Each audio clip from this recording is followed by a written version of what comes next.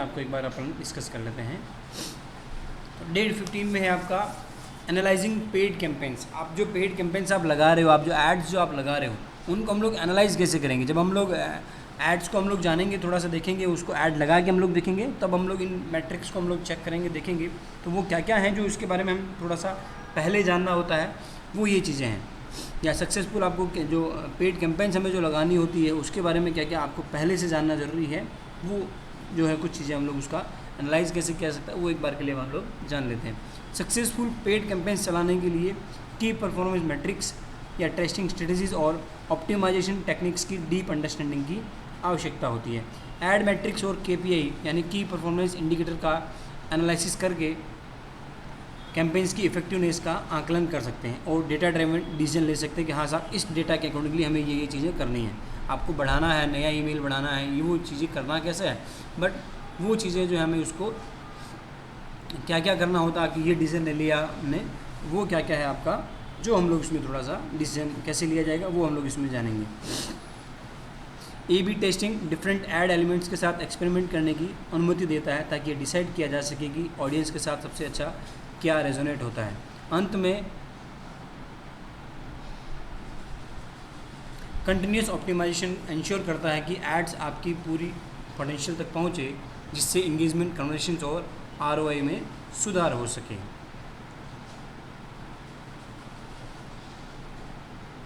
है ना। फिर ये जो है आपका एड मैट्रिक्स और KPI को समझना।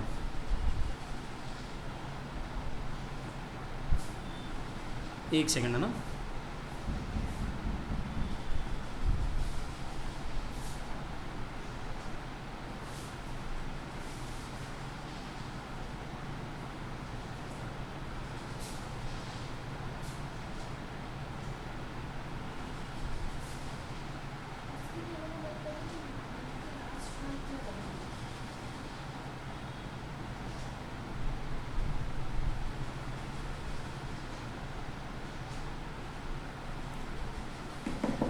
ठीक है, अब हमारा है साहब एड मैट्रिक्स और KPI को समझना। एड मैट्रिक्स क्या क्या है वो एक बार जानेंगे। एड मैट्रिक्स सोशल मीडिया पर पेड कैंपेन्स की परफॉर्मेंस को ट्रैक करने के लिए उपयोग किए जाने वाले क्वांटिटेटिव मैट्रिक्स हैं। ये मैट्रिक आपके बारे में इंसाइट्स प्रदान करते हैं कि इस बारे में इंसाइट्स प्रदान करते हैं कि आपकी रीच कितनी हुई, आपका एंगेजमेंट क्या रहा और कन्वर्जन और बहुत कुछ जो भी आप चीज़ें के मामले में आपके एड्स कितने अच्छे परफॉर्म कर रहे हैं, ये सारी चीज़ें हमें इसमें जो है जानने को मिलती है। ठीक है, आपका हाँ बताइए।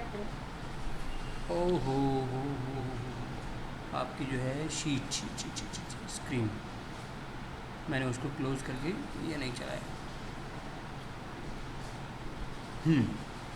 इसको मैं एक बार वापस से आपके लिए रिपीट कर देता हूँ कि सक्सेसफुल पेड कैंपेन चलाने के लिए आपको की परफॉर्मेंस मैट्रिक्स, टेस्टिंग स्ट्रेटजीज और ऑप्टिमाइजेशन करके टेक्निक्स की जो है आपको डीप अंडरस्टैंडिंग की आवश्यकता होती है। आपको जो एड मैट्रिक्स के बारे में आपको जानना होता है, KPI का आपको एनालिसिस करना जानना होता है कि हाँ सब की परफॉर्मेंस इंडिकेटर यानी आपकी परफॉर्मेंस कितनी अच्छी हो रही है या नहीं हो रही है। आप डेटा के आधार पर डिसीजन ले सकते हो कि हाँ हमारा डेटा कितना अच्छा आ रहा है, मतलब डेटा वो कि हाँ आपका इतना पैसा आपका खर्च हुआ, इतना बजट आपका खर्च हुआ है, इतनी रीच आपकी हुई है, उसके बावजूद अगर आपका रिजल्ट अच्छा रहा है तो कितना अच्छा रहा है, और अगर नहीं रहा है तो वो क्यों नहीं रहा है। आप तो वो उस तरह के डिसीजन हम लोग किसके आधार पर लेंगे, वो डेटा के आधार पर लेंगे। ठीक है, और आपके साथ इन्हीं सब चीज़ों से मिला के हमें पता चल गया कि साहब आपके ऑडियंस से आपका जो है क्या क्या चीज़ें जो है आपके लिए रेजोनेट हो रहा है, मतलब आपके ऑडियंस को क्या क्या चीज़ें पसंद आ रही है, क्या चीज़ें पसंद नहीं आ रही है। आपके ऑडियंस को जो है पेड कैंपेन्स जो है आपको वीडियोज़ के ऐड जो है वो पसंद आ रहे हैं या ग्राफिक्स के ऐड पसंद आ रहे हैं, उनमें भी है जो आपका प्रमोशनल एक्टिविटीज़ ज़्यादा पसंद आ रही है या उनको एजुकेशनल एक्टिविटीज़ पसंद आ रही है, या आपने जो नॉर्मल या फ़नी एक्टिविटीज़ कर रहे हो उनसे ज़्यादा आपका कन्वर्जन हो रहा है, किस चीज़ से आपको ज़्यादा एक्टिविटीज़ से पसंद हो रहा है, वो सारी चीज़ें। ठीक है, तो इसमें है आपका फर्स्ट जो आपका एड मैट्रिक्स और KPI को समझना। एड मैट्रिक्स क्या है आपका, एड मैट्रिक्स सोशल मीडिया पर पेड कैंपेन्स की परफॉर्मेंस को ट्रैक करने के लिए उपयोग किए जाने वाले क्वांटिटेटिव मेजर्स हैं। ये मैट्रिक्स इस बारे में इंसाइट्स प्रदान करते हैं कि रीच, इंगेजमेंट, कन्वर्जन और बहुत कुछ के मामले में कि आपके एड्स जो हैं वो कितने अच्छे परफॉर्म कर रहे हैं। आपको पता कैसे चलेगा, वो कुछ मैट्रिक्स होंगे कि साहब आपकी इतनी रीच हुई है, आपकी उतना इंगेजमेंट रहा है और इसमें से आपका इतना कन्वर्जन हुआ है। ये सारी चीज़ें आपको जब जानने को मिलती है तब आपको पता लगे कि हाँ आप डिसीजन ले सकेंगे कि हाँ यार ये हमारा जो ऐड है वो इतना अच्छा रहा, सिर्फ इतना सही बजट लगा और उसमें हमारा जो ROI है, जो रिटर्न ऑन इन्वेस्टमेंट, हमने इतने रुपए का ऐड लगाया और इतने रुपए की सेल हो गई। तो जब आपके पास एक ही जगह लिखा हुआ रहेगा, आपको हिसाब किताब आपको नहीं करना है, मैन्युअली नहीं करना है, वो सारा सब कुछ आपके सामने वहीं दिख रहा है। आपने डेट चेंज किया, आपने सिर्फ जो है लास्ट 7 मंथ्स का देखा, वहाँ आपको उन 7 मंथ्स का जो रिजल्ट आपको पता चल रहा है। आपने डेट वापस से चेंज किया, 15 डेज़ किया, वहाँ 15 डेज़ का पता चल रहा है। आपने जो है 1 महीने का किया, 6 महीने का किया, 1 साल का किया, अभी तक का टोटल किया। तो वो सारी चीज़ें आप उसमें कर सकोगे। आपको मैन्युअली उसमें गणित नहीं लगाना कि सब अपन ने जो है इतना अभी तक टोटल बजट कर लिया। और इसमें सबसे बढ़िया क्या होता है, आप हर एक कैंपेन्स का अलग अलग देख सकते हो कि इस पर्टिकुलर एक कैंपेन को हमें चेक करना है कि साहब ये कैंपेन हम लोगों ने ये एक ऐड अलग से लगाया था, उसका हमें इस 7 डेज़ का ही चेक करना है, उसका हमें टोटल देखना है, 15 डेज़ का देखना है। तो वो सारी चीज़ों में हम लोग अलग अलग हमारे पास रिजल्ट प्राप्त होता है, हमें दिखना है। आपको मैन्युअली कागज़ में या और कहीं पे भी आपको हिसाब किताब अलग से रखने की ज़रूरत नहीं होती है। इसमें जो है सब कुछ वहीं आपको उसमें दिख जाएगा। आप उसके आधार पर आप डिसीजन ले सकेंगे कि साहब ये जो ऐड है हमें कौन सा ऐड जो है आपके लिए ज़्यादा फ्रूटफुल रहे, ज़्यादा लाभदायक रहे, उससे हमें किससे ज़्यादा बेनिफिट हमें मिला। आपकी जो कन्वर्जन है आपका, चाहे वो सेल का हुआ हो या मार्केटिंग का हो, जो भी आपका ऑब्जेक्टिव था, जो आपका पर्पस था, वो किससे आपकी सेल आपकी रही, आपको इन्वेस्टमेंट में जो रिटर्न आपको मिला तो वो किस में सबसे ज़्यादा मिला।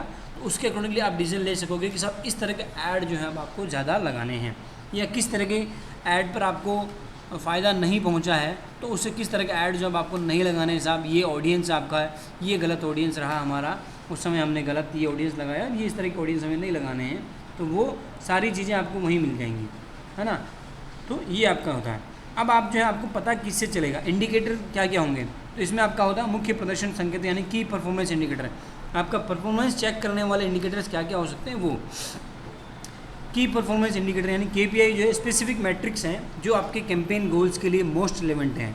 वे आपके कैंपेन की सक्सेस का एवल्यूशन करने में हेल्प करते हैं कि आपको इससे पता चलता है कि साहब ये आपका जो है, इसमें हम लोगों ने क्लिक थ्रू रेट के लिए अगर हम लोगों ने लगाया था कि साहब क्लिक्स होने चाहिए, आपका कन्वर्जन होना चाहिए, आपका जो है क्लिक्स होने चाहिए, या आपका जो एक ये बोल सकते हैं कि आपकी इम्प्रेशन जो है, आप लोगों तक आप अवेयरनेस करना चाह रहे हो वो हो गया, या रिटर्न ऑन एड स्पेंड, आपका ROS जिसको हम लोग बोलते हैं कि आपने इतना पैसा लगाया और इतना आपका रिटर्न मिला, तो उसको ROS बोलते हैं। ये बहुत बड़ा एक इम्पैक्ट उसमें आपका रखता है। जब सबसे लास्ट में जो आपको गणित लगानी होती है ना, वो इसके अकॉर्डिंगली लगानी होती है। साहब आपने 1000 रुपये का ऐड लगाया तो आपको 10,000 रुपये का फ़ायदा हुआ या नहीं हुआ। आपने पता चला कि साहब 1000 रुपये का तो आपने ऐड लगाया और 1000 रुपये की सेल हुई, तो उसमें प्रोडक्ट भी आपका चला गया तो आप तो माइनस में रहे। तो ये आपका गणित इसमें लगानी रहेगी, रिटर्न ऑन एड स्पेंड। आपने जितने का ऐड लगाया उतना प्लस आपका जो है आपका प्रोडक्ट जो है वो कितने का था, उसके अकॉर्डिंगली आपको इसमें लगाना होता है कि गणित को आपको पूरी लगानी होगी। क्या हमने 1000 रुपये का ऐड लगाया, हमारा प्रोडक्ट जो है वो 10,000 रुपये का था, टोटल हमारा खर्चा जो आपका 11,000 रुपये हुआ, आपके पास रिटर्न कितना आया, ये सारी चीज़ें, है ना। इसमें बेनिफिट कितना रहा, आपकी सेल प्राइस कितनी रही, ये सारी चीज़ें आपकी उसमें गणित लगानी रहेगी। तो ये आपका रिटर्न ऑन एड स्पेंड आपका कितना रहा, क्या नहीं रहा, और हर एक कैंपेन के अकॉर्डिंगली हम लोग अलग अलग उसमें चीज़ें देख सकेंगे। तो ये है आपका, इसमें पॉइंट टू पॉइंट हम लोग देख सकते हैं क्लिक थ्रू रेट, CTR जिसको हम लोग बोलते हैं। आपके विज्ञापन को देखने के बाद उस पर क्लिक करने वाले लोगों को प्रतिशत, कितने लोगों ने आपके ऐड देखने के बाद उस पर क्लिक किया। आपने जो है 1000 लोगों ने या 10,000 लोगों ने आपका ऐड देखा और उसमें से कितने परसेंटेज लोगों ने आपके ऐड को क्लिक किया, वो परसेंटेज अगर आपका अच्छा है तो आपके लिए वो जो ऐड है वो आपके लिए सक्सेसफुल है, वो अच्छा है। अगर आप बहुत ज़्यादा लोगों ने आपके उस पर क्लिक नहीं किया तो आपको ये वापस से सोचने की आवश्यकता होगी कि यार इसमें क्लिक जो है वो क्यों नहीं किया, क्या इसमें कॉल टू एक्शन सही नहीं था, हमने इसमें जो कंटेंट लिखा था वो सही नहीं था क्या, कि उसमें ऑडियंस को पता ही नहीं चल रहा है कि हमें इस पर जाना है, वेबसाइट पर जाने के लिए है या हमारे चैनल को सब्सक्राइब करने के लिए, या व्हाटएवर जो भी आप उसे चीज़ें चाह रहे हो। तो आपका अगर चैनल उस पर ऐड पे जो आपके क्लिक्स नहीं हुए हैं ज़्यादा, तो वो आपको उसमें वापस से चेक करना होगा कि यार इसमें क्या ऐसा कारण रहा, आपका ऑडियंस गलत रहा या आपका ग्राफिक जो है वो गलत रहा, कॉल टू एक्शन गलत रहा, आपने जो कंटेंट लिखा वो गलत रहा, क्या चीज़ें उसमें ऐसा रहा जो वो आपको उसमें चेक करनी होगी। फिर है आपका उसमें कन्वर्जन रेट, विज्ञापन पर क्लिक करने के बाद आपकी वांछित करवाई यानी डिज़ायर्ड जो एक्शन है, आप उसको परचेज़ करने के लिए कह रहे हो, साइन अप करने के लिए कह रहे हो, इस तरह का जो आपका कंप्लीट करने वाला है वो आपका परसेंटेज कितना रहा। आप उसको चाह रहे हो कि सब आपके ऐड पर क्लिक तो कर रहा है, बट वो वहाँ आने के बाद, आइए आपकी वेबसाइट पर आने के बाद वो परचेज़ नहीं कर रहा है, तो क्या कारण है। क्या है, ऐसा तो नहीं कि साहब आपने उसमें जो कहा है, ऐड में जो कहा है वो अलग है और वो क्लिक करने के बाद जिस वेबसाइट पर आ रहा है वो मैच नहीं कर रहा है, वो थीम ही मैच नहीं हो रही है। तो वो चीज़ें आपका जो अलाइन हो रहा है या नहीं हो रहा है, कि अलाइनमेंट बैठ रहा है कि नहीं बैठ रहा है। जैसे हम गाड़ी चलाते हैं, 4 पहिए अलग अलग लगे हुए हैं, तो वो चारों पहियों का बैलेंस है या नहीं है। तो अलाइनमेंट जब हम चेक करवाते हैं तो उसी तरीके से हमें हमारा ऐड का भी अलाइनमेंट चेक करना होता है कि हम हमारे ऐड में जो ग्राफिक में हम जो हम कह रहे हैं वो, और जब वो उसमें क्लिक करके बाद जो आपका जहाँ आ रहा है, चाहे वो वेबसाइट पे आ रहा है या वो एड स्पेंड पे जो आ रहा है, तो वो जहाँ आ रहा है वो सेम है या नहीं। अगर वो अलग अलग है तो आपका जो कन्वर्जन रेट है वो बिल्कुल डाउन आ जाएगा, और अगर वो सेम है तो वहाँ आपका कन्वर्जन रेट जो है वो अच्छा होना चाहिए। अगर वो अच्छा है तो बहुत अच्छी बात, अगर नहीं है तो आपको इसमें चेक करना होगा कि वो क्यों नहीं है। आपका इसमें जो आपने प्रोमिसेस जो आपने किए हैं फर्स्ट उसमें ऐड में, जो आप उसमें जो कह रहे हो वो, और लास्ट में जो आपका एक्शन उसमें जो आ रहा है, एक्शन करने के बाद उसमें क्लिक करने के बाद जो चीज़ें आ रही है वो मैच कर रहा है या नहीं कर रहा है। आप जो है झूठ बोल के अगर ला रहे हो तो फिर उसके बाद जो कन्वर्जन रेट जो है आपका उसमें कम रहेगा। फिर उसके बाद जो है आपका प्रति क्लिक लागत यानी CPC, कॉस्ट पर क्लिक, आपके ऐड पर जो है पर क्लिक जो है कॉस्ट आपकी जो बैठ रही है वो कितनी बैठ रही है। अगर वो ज़्यादा बैठ रही है तो क्यों बैठ रही है। वहाँ फिर आपको ऑडियंस आपको चेक करने की वापस से ज़रूरत है, या फिर आपके ग्राफिक्स को चेक करने की ज़रूरत है कि आपकी पर क्लिक जो है आपकी कॉस्ट बहुत ज़्यादा क्यों बैठ रही है। फिर उसके बाद आता है आपका प्रति 1000 इंप्रेशन यानी CPM जिसको हम लोग बोलते हैं, कॉस्ट पर माइल, यानी आपके 1000 इंप्रेशन की रीच जो है आपकी कॉस्ट जो है वो आपकी कितनी बैठ रही है। ये सारी चीज़ें उसमें आपको चेक करनी होती है कि आपकी 1000 इंप्रेशंस की आपकी कॉस्ट कितनी बैठ रही है। जैसे हम लोग फिजिकल ऐड जो लगाते हैं या उसी तरीके से अगर आप ऑनलाइन लगा रहे हो तो 1000 इंप्रेशंस की अगर कॉस्ट बहुत ज़्यादा आ रही है तो वो क्यों आ रही है, ठीक है। फिर आपका ROAS की जिसको हम लोग बात कर रहे थे, विज्ञापन पर खर्च, विज्ञापन खर्च पर प्रतिफल, यानी आपको return on ad spend, add पर आपके खर्च किए गए अमाउंट से आपको रेवेन्यू कितना जनरेट हो रहा है, वो भी आपको गणित इसमें लगानी होगी कि आपको 1000 रुपये का आपने ऐड लगाया तो उससे आपका रेवेन्यू कितना जनरेट हो रहा है, ठीक है। फिर उसके बाद आपका आता है साहब आपके इम्पोर्टेंस ऑफ ट्रैकिंग मैट्रिक्स। ये आपको मैट्रिक्स जो आपको ट्रैक क्यों करने होते हैं, और ये आपको हर थोड़ी देर में, हर थोड़ी दिन में या रेगुलर आपको चेक करते रहने होते हैं। जब आप नया लगा रहे हो ऐड, आपका नया ऐड है या आप फील्ड में नए हो मार्केटिंग में, तो आपको हर थोड़ी देर में आपको या दिन में 3-4 बार तो आपको चेक कर लेना चाहिए। हाँ, जब आप एक बार के लिए एक्सपीरियंसड हो जाते हो तो आप दिन में 2 बार भी चेक करोगे या कंटिन्यूस नहीं भी चेक करोगे तो भी चलता है। बट मैं इसका एक नियम हमेशा से फॉलो करता हूँ कि दिन में कम से कम 3 या 4 बार तो आपको एड्स को जो है आपको देख लेना चाहिए होता है। ये बहुत ज़्यादा कोई मुश्किल काम नहीं है। ऐड इसकी जो है मोबाइल की एप्लीकेशन भी आती है मेटा एड्स की, वहाँ बस आपको उसको खोलना है, चेक करना है, सिंपल।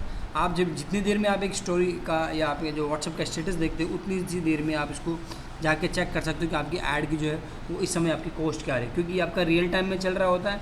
तो उस समय की एग्जैक्टली आपकी कॉस्ट वगैरह या बाकी जो मैट्रिक्स है वहाँ आपको पता चल जाएंगे कि हाँ यार ये हमारा इतना अमाउंट अभी तक खर्च हुआ है, उसकी हमारी कॉस्ट ये पड़ रही है, या हमारी इंप्रेशंस की कॉस्ट इतनी पड़ रही है, पर लीड की हमारी कॉस्ट है वो इतनी पड़ रही है। अगर आप लाइक्स के लिए ऐड चला रहे हो तो पर लाइक की कॉस्ट हमारी ये चल रही है। आप वेबसाइट पे विजिटर्स बढ़ाने के लिए कर रहे हो या फॉलोअर्स बढ़ाने के लिए कर रहे हो तो उसके अकॉर्डिंगली आपके डिजायर्ड एक्शंस आपकी क्या क्या चीज़ें पड़ रही है वो चीज़ें आपको इसमें पता चल जाएगा। अब ये बात आती है कि साहब ये इंपॉर्टेंट क्यों है, तो इसकी इंपॉर्टेंस ये है कि साहब विज्ञापन मैट्रिक्स को ट्रैक करना निम्न के लिए महत्वपूर्ण है। ये पहचानना कि कौन से अभियान जो यानी कौन से कैंपेन जो आपके लिए अच्छा प्रदर्शन कर रहे हैं। Identifying which campaign is performing well.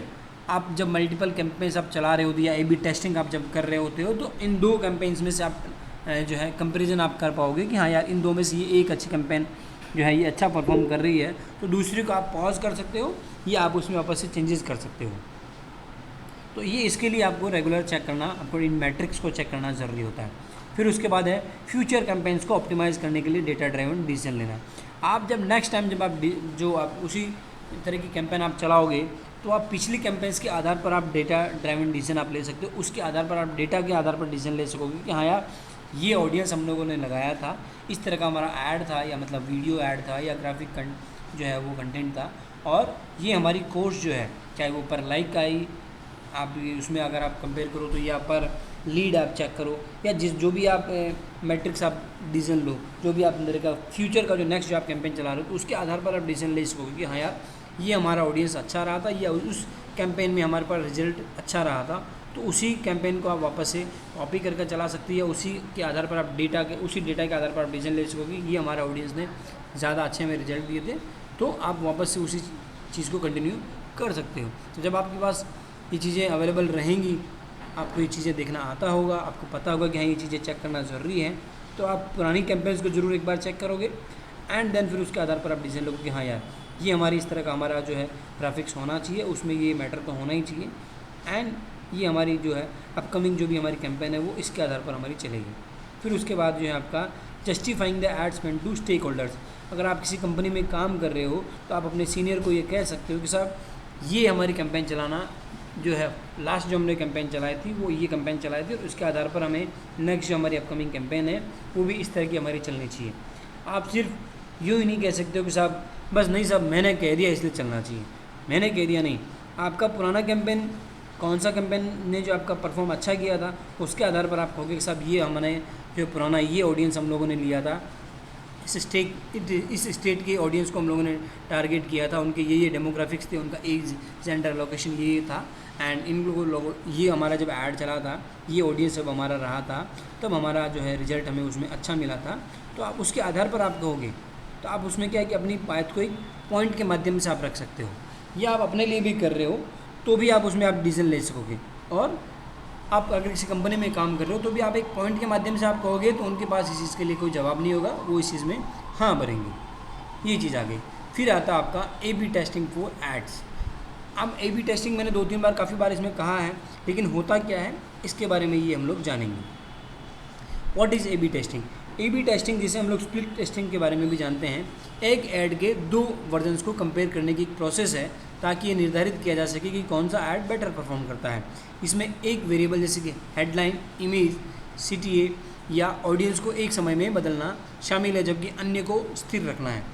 आपका जो है इसमें आपने 2 ऐड लगाए एक जैसे, अब इसमें क्या है कि आपने एक चीज़ को बदल दिया है, चाहे आपने उसमें हेडलाइन को बदल दिया, चाहे आपने इमेज को बदल दिया, चाहे आपने CTA कॉल टू एक्शन को बदल दिया, या आपने ऑडियंस को बदल दिया।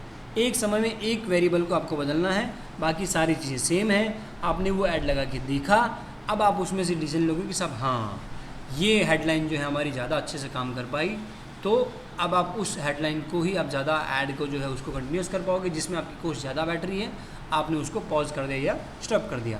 आप इसी तरीके से आप इमेज में भी देख सकते हो कि ये इमेज से जो है हमें ज़्यादा अच्छे रिजल्ट्स मिले, या आपने कॉल टू एक्शन में उसमें से लिया, या आपने अपने ऑडियंस को टारगेट किया।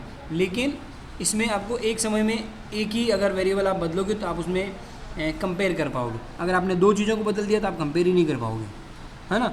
एक समय में हमें एक ही वेरिएबल बदलना है, चाहे आपको हेडलाइन बदलनी है, चाहे आपको ऑडियंस बदलना है, चाहे आपको इमेज बदलनी है, चाहे आपको कॉल टू एक्शन बदलना है, बाकी सारी चीज़ें आपको सेम रखनी है। ठीक है, इसके स्टेप्स क्या क्या हो सकते हैं A/B टेस्टिंग के आपके स्टेप्स। टेस्टिंग के लिए आपको वेरिएबल की आपको पहचान करनी होती है कि साहब एक एलिमेंट चुनें, पर आप टेस्टिंग के लिए आपको एक एलिमेंट चुनना होगा, जैसे कि आपका हेडलाइन, आपका इमेज या वीडियो, आपका कॉल टू एक्शन या आपका टारगेट ऑडियंस। इनमें से कोई भी एक ऑडियंस आप जो है आपका एक वेरिएबल जो आप उसमें से आप उसको चूज़ करें एंड बाकी को आपको सेम रखना है एंड आपको ऐड जो है आपको कंटिन्यू कर देना है। एक ही ऐड की आप कॉपी करके आप उसमें चला सकते हो, बस उसमें एक एलिमेंट आपने कोई सा भी बदल दिया।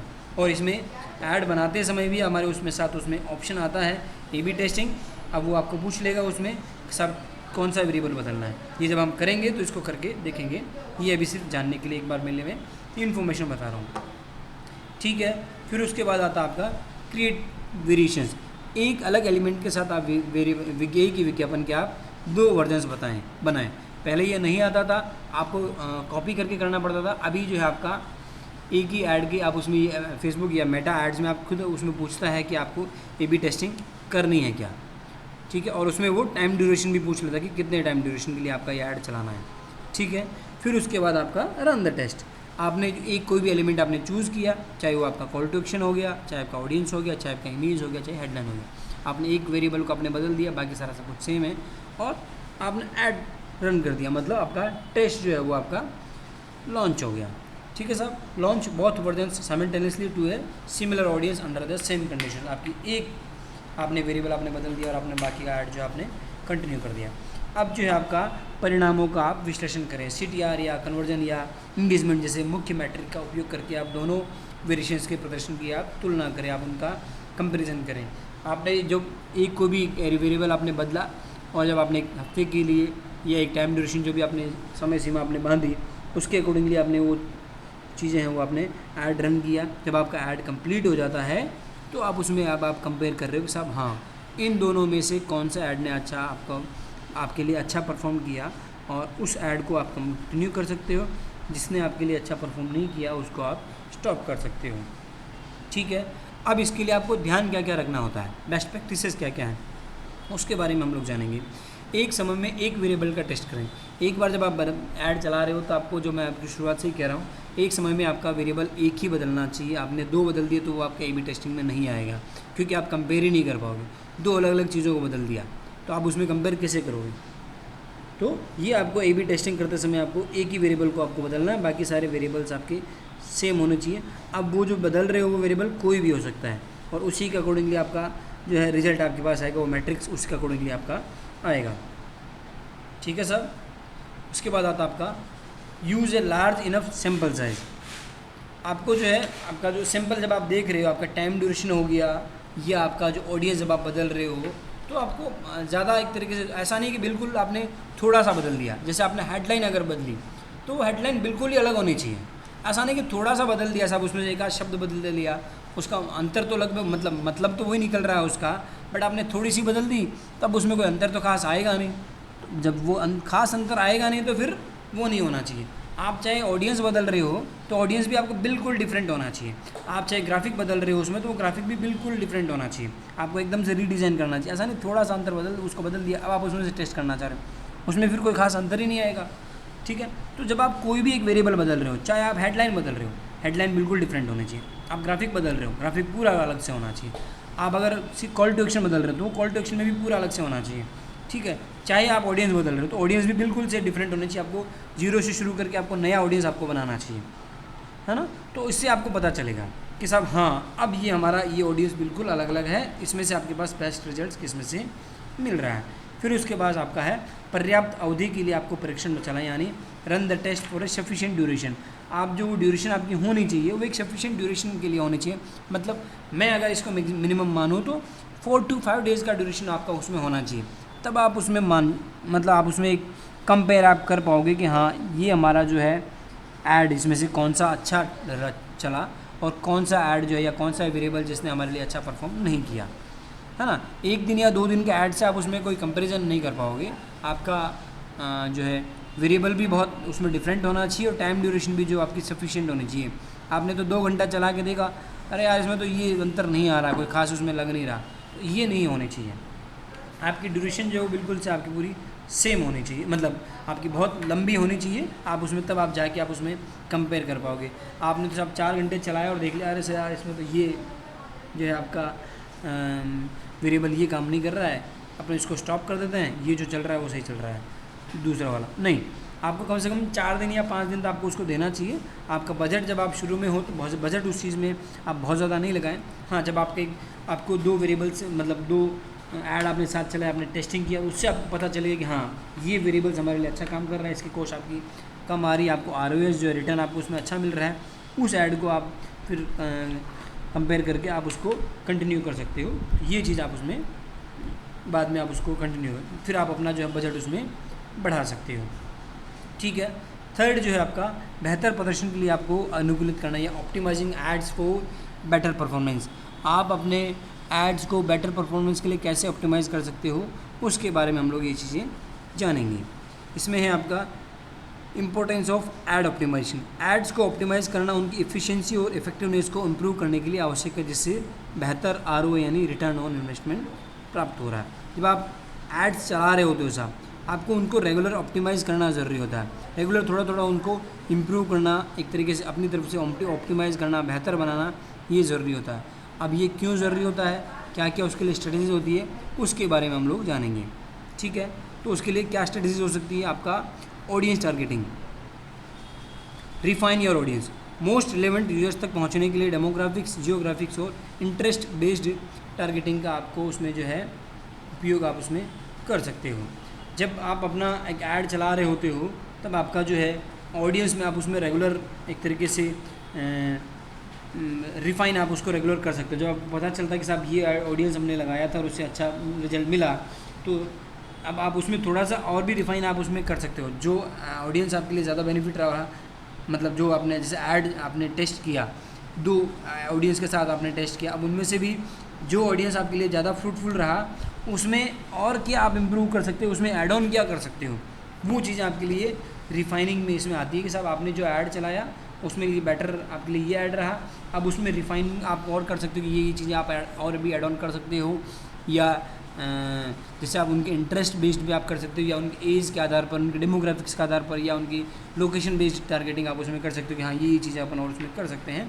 तो वो आपको रेगुलर उसमें करते रहना चाहिए। फिर उसके बाद आता है आपका यूटिलाइज रीटारगेटिंग, उन यूजर्स को री इंगेज करें जिन्होंने पहले आपके साथ बातचीत की है या इंटरेक्ट हुए हैं। आपको रेगुलर जब आप ऐड चला रहे होते हो तो रीटारगेटिंग के बारे में अभी हम लोगों ने पहले पढ़ा था, तो उसी तरीके से आपको करना ज़रूर चाहिए। आपका जो भी आपने ऐड लगाया है पहले से, उन लोग जिन लोगों ने आपका ऐड पहले से देखा हुआ है उन लोगों को आप वापस से ऐड दिखाना चाहिए, ताकि आपकी जो कॉस्ट है वो आपकी कम होती है, वो आपके ब्रांड्स के बारे में जानते हैं, आपके सर्विसेज के बारे में जानते हैं, आपके प्रोडक्ट्स के बारे में जानते हैं, उन लोगों को आप वापस से आपका ऐड दिखाओगे तो वहाँ आपकी कहीं ना कहीं रिटर्न ऑन इन्वेस्टमेंट की चांसेस बढ़ेंगे, आपके परसेंटेज कन्वर्जन रेट्स जो है वो आपके बढ़ेंगे। फिर उसके बाद आता है आपका ऐड क्रिएटिव, विजुअल को जो है आप बेटर बनाएं, आपका अट्रैक्टिव करने वाली हाई क्वालिटी इमेजेस को आपका उपयोग करना चाहिए, या आजकल जो चल रहा है वीडियो क्रिएटिव्स, इनको आप उपयोग कर सकते हो। जब आप ऐड आपका चल रहा है, एक बहुत अच्छा आपका ऑडियंस आपने टारगेट उसमें कर लिया, कॉल टू एक्शन आपने एक अच्छा सा उसमें कर लिया, आपने हेडलाइन उसमें से बहुत अच्छी आपकी होगी, अब आप विजुअल्स की क्वालिटी जो है आप उसमें से इम्प्रूव कर सकते हो, रेगुलर आप उसमें सुधार कर सकते हो। इससे आपको कहीं ना कहीं आपको जानने में मदद मिलेगी कि हाँ यार ये हमारा ऑडियंस जो है मतलब इस नए ग्राफिक को पसंद कर रहा है, या इसमें से ज़्यादा इन्फॉर्मेशन हमारे पास आ रही है। हम लोग उस मिनिमलिस्ट जो ग्राफिक्स जो चलते हैं, जैसे कम इन्फॉर्मेशन में आप जो है आप उसका गागर में सागर भरने वाली बात अगर आप कह सकते हो तो वो ज़्यादा बेहतर रहेगा। तो इसके लिए आप बेटर जो एक ग्राफिक डिज़ाइनर से आपकी जो है उनकी सर्विसेज आप ले सकते हो। आप जब हज़ारों रुपए का ऐड लगा रहे होते हो तो एक छोटा सा बजट आप ऐड बनाने पर भी आप लगा सकते हो, यानी उस पर ग्राफिक जो आपका जा रहा है उसके लिए भी आप एक किसी प्रोफेशनल ग्राफिक डिज़ाइनर से आपको अपना ऐड बनवाना चाहिए। यही बात आपके वीडियो ऐड में भी आती है। जब आप हज़ारों रुपए का या लाखों रुपए का ऐड लगा रहे होते हो तो आपका जो वीडियो है वो आपका प्रोफेशनल किसी वीडियो एडिटर से शूट किया, एडिट किया हुआ हो या डिज़ाइन किया हुआ हो। ये चीज़ें जब आप करेंगे तो आपके ऐड के जो है रिटर्न उसके आने के चांसेस या कन्वर्जेंस के जो है चांसेस वो आपके बढ़ेंगी, वो आपकी लेवलिंग जो इसकी आपकी बढ़ेंगी। फिर है आपका क्राफ्ट कंपेलिंग स्टोरी, एक मजबूत सीटी के साथ क्लियर, संक्षिप्त और प्रेरक आपका जो है इंगेजिंग आपका जो है आपकी कंटेंट की आपकी स्क्रिप्ट आपकी लिखनी चाहिए। हम लोगों ने जो पहले देखा था आपका क्लास प्लस का जो एक ऐड देखा था, 12 सेकंड का एक ऐड था। हम लोग जब एक कोई ऐड हमारे बारे में बनाने के लिए सोचें तो 12 सेकंड में तो शायद हम लोग शुरुआत ही करते हैं, हमारा लोगो ही हम लोग उसमें से एनिमेशन के साथ शुरू करने में ही ख़त्म कर देते हैं। बट 12 सेकंड का जो एक ऐड था उसमें उन्होंने अपनी सारी बातें कह दी। उसी तरीके से हमारा जब हम लोग हमारे वीडियो ऐड हम लोग बना रहे हैं या ग्राफिक्स का ऐड हम लोग बना रहे हैं हमारे लिए, तो वो भी एक प्रोफेशनल किसी डिज़ाइनर के साथ हमें शूट करके उसको बनाना चाहिए, ताकि क्या होता है एक मिनिमम ड्यूरेशन में हमारा मैक्सिमम आउटपुट हमारे पास आ सके। जब आप बात करते हैं कि साहब हमें 1000 रुपये खर्च करना है तो 1000 रुपये में से एक छोटा सा अमाउंट आपको अपने इस शूट के लिए भी आपको रखना चाहिए, एक अमाउंट जो है, ताकि आपके पास आउटपुट जो है, मतलब क्योंकि ऐड से ही सारा सब कुछ है। एक थोड़ा सा ड्यूरेशन होता है, जैसे 2 से 3 सेकंड का एक ड्यूरेशन होता है। अगर आप उसमें आप कैप्चर कर पाए, अपने ऑडियंस का ध्यान आप कैप्चर कर पाए, तो आप नेक्स्ट ड्यूरेशन के लिए भी आप कैप्चर कर पाओगे, है ना। आपका ग्राफिक अगर रहा, अगर आपने सिर्फ एक डिज़ाइन बनाया तो वो ऐसा रहा कि हाँ एक बार के लिए तो उसको रुक के देखना पड़ा, तो अब आपको उसमें समझ में आएगा उस ऑडियंस को, और वो रुक के पूरी चीज़ें देखेगा और वहाँ आपके कन्वर्जन के चांसेस है वो आपके बढ़ जाएंगे।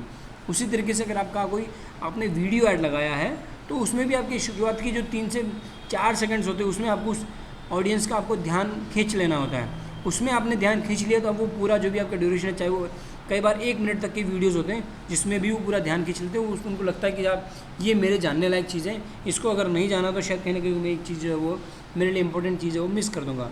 तो वो उसके लिए क्या ज़रूरी हो सकता है आप उसकी ज़रूरत के अनुसार बताएं, उसको बताएं कि साहब ये वीडियो नहीं देखा तो आपका कहीं ना कहीं नुकसान हो जाएगा। इस तरीके से आपका उसका कंटेंट आपका होना चाहिए और उसको लगना चाहिए कि यार ये वीडियो देखने के लिए मेरे लिए फ़ायदेमंद होगा, ये वीडियो जो है मेरे को पूरा देखना होगा, ये ऐड मेरे लिए कहीं ना कहीं प्रॉफिटेबल है, इसमें मेरे लिए ही जो है इसमें इन्फॉर्मेशन है, तो वो आपका पूरा ऐड देखेगा। तो आपका जो है स्टोरी जो उसमें होनी चाहिए वो इस तरीके से होनी चाहिए, और वो बिल्कुल कम शब्दों में, बहुत लंबी स्टोरी नहीं, यूट्यूब की तरह की नहीं बताना आपको कि साहब 1 घंटे की कोई जो आप मूवी दिखा रहे हो। उसमें जो आपका बेस्ट एग्जांपल जो हम लोगों ने उसमें क्लास प्लस वाला देखा था, और बहुत सारे ऐसे और भी एग्जांपल्स आपको यूट्यूब पर या अन्य प्लेटफॉर्म्स पर आपको मिल जाएंगे कि हाँ आप खुद जब आप वीडियो ऐड या फेसबुक या इंस्टाग्राम या अदर प्लेटफॉर्म पर आप देख रहे होंगे, तो नेक्स्ट टाइम जब भी आपके पास सामने कोई वीडियो आए किसी बड़ी कंपनी का या किसी नए मल्टीनेशनल कंपनी का, तो आप उसको देखें कि साहब इसमें इन्होंने कितने कम समय में और कितना एक अच्छा मैसेज जो है इन्होंने दिया है, तो आपको पता चलेगा। ठीक है, फिर उसके बाद आपका आता है बिडिंग एंड बजटिंग। आपने जो भी आपका ऐड जो आपने लगाया है उसकी आपको बिडिंग आपको करनी आना चाहिए कि साहब आपका एक मिनिमम जो आपका अमाउंट है वो आपका अच्छे से आप कर पाते हो, कैसे आपको खर्च करना चाहिए, उसके आधार पर बोलियों को रणनीतिक रूप से आप समायोजित करें, यानी आप स्ट्रेटेजिकली आपको उसमें आपकी जो बिडिंग है वो आपको थोड़ा सा एडजस्ट आपको उसमें करना चाहिए। आपने बिल्कुल अगर बिडिंग आपने उसमें कैप लगा दी, उसमें कॉस्ट कैप आपने लगा दिया, तो वो उसमें अगर कहीं किसी लोगों को दिखेगा ही नहीं और आपका टाइम ड्यूरेशन ही रोजाना का समय जो है वो खर्च हो रहा है, निकलता जा रहा है, तो मिनिमम उसमें आपको कॉस्ट कैप में शुरुआत में आपको नहीं जाना चाहिए। एक बार के लिए आपको उसको ओपन रखना चाहिए, उसके बाद आपको डिसीजन लेना चाहिए कि उसमें कॉस्ट कैप लगानी है या नहीं लगानी है। तो इस तरीके से आपको उसकी परफॉर्मेंस के आधार पर आपको चेक करना होता है। आपको थोड़ी देर के लिए आपने लगा के देखा, आपने सुबह लगाया है अगर, तो शाम तक आप उसको चेक करें कि हाँ मेरी उसमें कॉस्ट क्या आ रही है, उसके अकॉर्डिंगली आप उसमें देख सकते हो। अगर आपकी कॉस्ट ज़्यादा आ रही है तो आप उसको वापस से उसमें चेंजेस करें कि यार कहाँ गड़बड़ी रहेगी। अगर आपका अच्छा रहा है तो अगर आप, और फिर उसके बाद आप फ्यूचर में आप उस चीज़ को लगा रहे हो, वापस से ऐड लगा रहे हो बाद में, तो आप उसमें भले ही उसके अकॉर्डिंगली आप उसमें स्ट्रेटेजिकली जो है आप उसमें आप अपना एक तरीके से कॉस्ट का आप उसमें लगा सकते हो। Adjust bid strategically, optimise based on performance data to ensure efficient spending. आपका जो भी, अगर आप नेक्स्ट टाइम जो भी आप ऐड लगा रहे हो, पिछली बार आपकी कॉस्ट क्या रही उसको आप देखते हुए आप अपना जो है ऐड की जो बिड है वो आप उसमें सुनिश्चित कर सकते हो कि हाँ यार मेरा इतने में मेरा ऐड जो पिछली बार हम लोगों ने रिजल्ट मिल गए थे उससे ज़्यादा हमारे नहीं जाने चाहिए। तो उसके अकॉर्डिंगली आप चाहो तो नेक्स्ट उसमें आप लगा सकते हो या उसको आप फिक्स कर सकते हो, बट शुरुआत में तो आपको उसमें फ़िक्स नहीं करना चाहिए। और मैं तो इसको बिल्कुल ही कम जाता हूँ फिक्स करने में।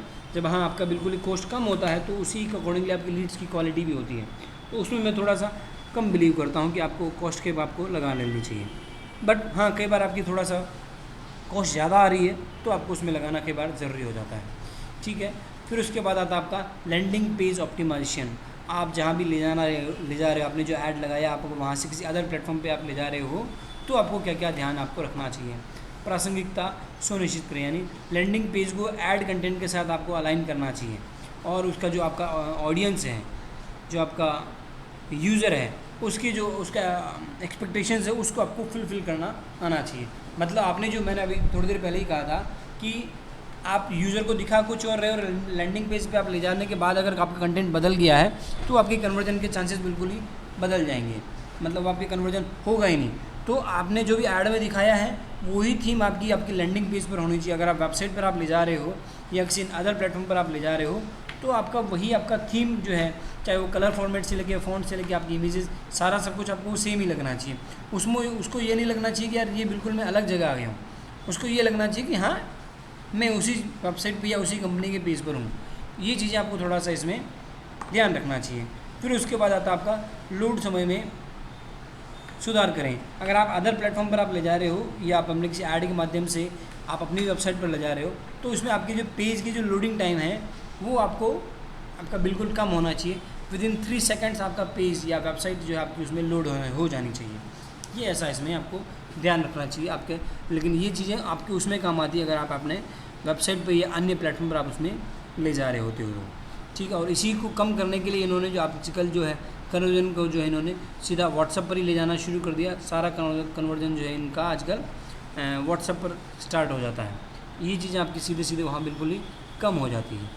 फिर उसके बाद आता है आपका निरंतर निगरानी और समायोजन, कंटिन्यूस मॉनिटरिंग एंड एडजस्टमेंट। फिर उसके बाद आता है ना, इसमें आता है आपका प्रदर्शन की नियमित समीक्षा करें। आपका जो भी परफॉर्मेंस आपका रह रहा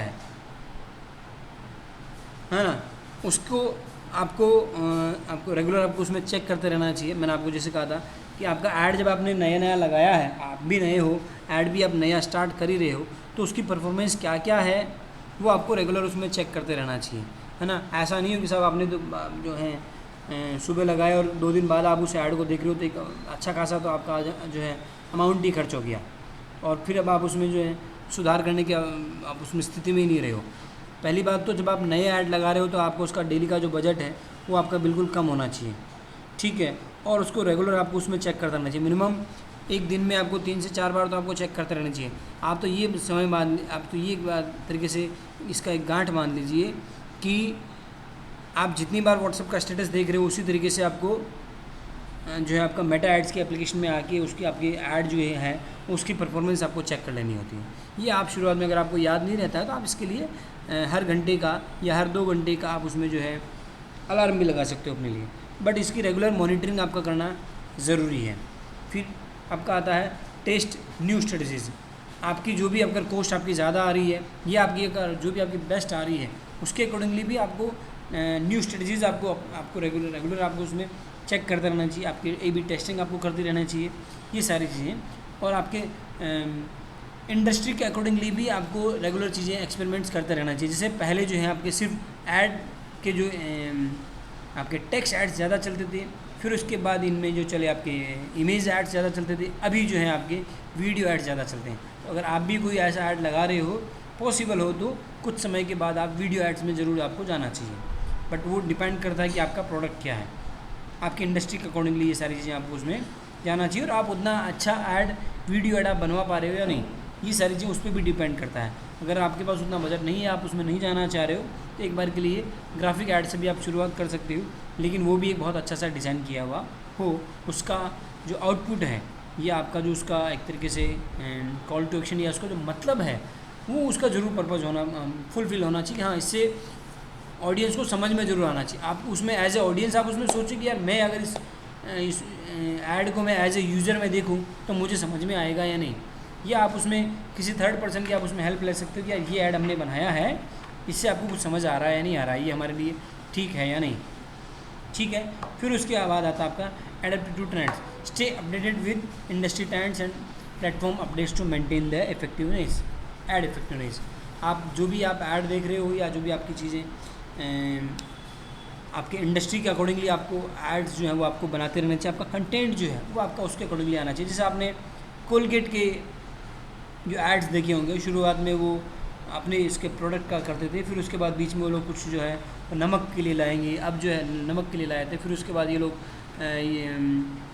अभी उसमें नींबू का लाने लग गए साहब, फिर अभी ये काला दंत मंजन का उसमें ऐड लाने लग गए। तो उसी तरीके से रेगुलर आपको उसमें अपने ऐड में भी इस तरह का कोई ना कोई एक एक्सपेरिमेंट जो आपका करते रहना चाहिए। बर्तन धोने का जो एक लिक्विड आता है उसमें भी जैसे आपका ये आता है आपका 100 नींबू की शक्ति, तो उस तरह के कोई ना कोई वर्डिंग्स आप उसमें काम में ले सकते हो कि आपके ऑडियंस को उसमें समझ में आए। ऐसे कोई ना कुछ आपके ट्रेंड जो हैं बदलते रहना चाहिए, ये चीज़ें आप उसमें कर सकते हो। अगर आपके अपने ऑडियंस को आप उसमें ट्रेंड्स के साथ आप उसमें अपडेट रख सको। इसमें आप कुछ पूछना चाहेंगे मैडम?